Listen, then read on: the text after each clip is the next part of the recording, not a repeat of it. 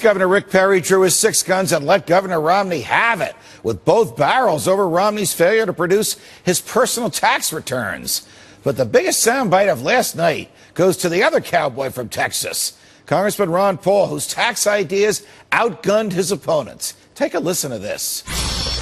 Mitt, we need for you to release your income tax so the people of this country can see how you made your money. And I think that's a fair thing. I have nothing in them that suggests there's any problem, and I'm happy to do so. What's happened in history is people have released them in about April of the coming year, and that's probably what I do. We should have the lowest tax that we've ever had, and up until 1913 it was 0%. What's so bad about that? So your answer is zero. Zero.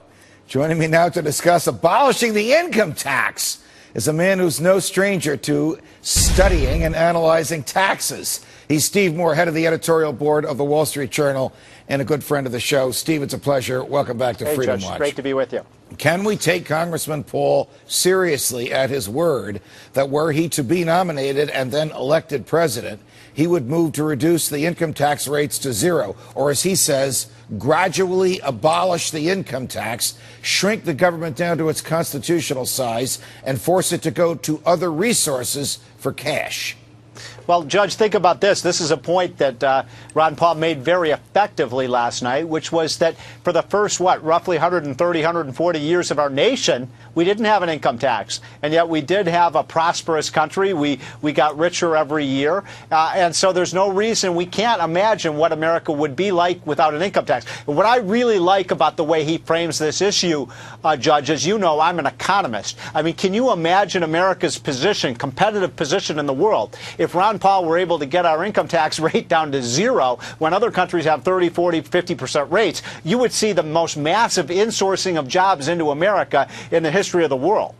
And everyone's wealth would increase as a result of that prosperity generated without the heavy hand of government. That's right. Now, you asked me the question, Judge, could he do it? Could we actually reduce government spending enough to eliminate the $1 trillion or so we raise each year for an income tax? That's a pretty heavy lift. I've been in this town for 27 years. It's hard enough to cut $100 billion out of the budget, let alone $1 trillion. But look, if Ron Paul were elected president, I believe he would have the moral authority and the mandate from voters to do this. To what do you attribute his popularity among young people, and to what do you attribute his remarkable popularity amongst active duty military, from whom he receives more political contributions than the other Republican candidates and the president?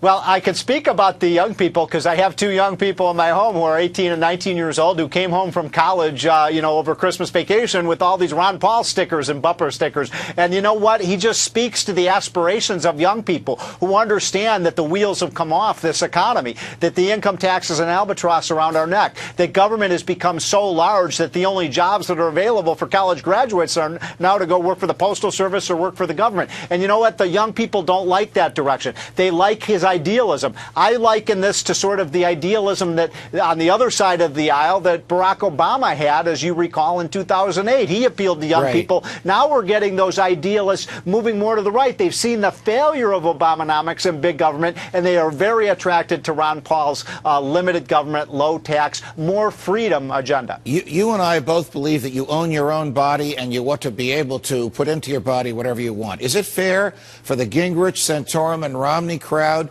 to disparage Ron Paul's young supporters, saying, the only thing they want is legalization of marijuana? That's the only thing they care about.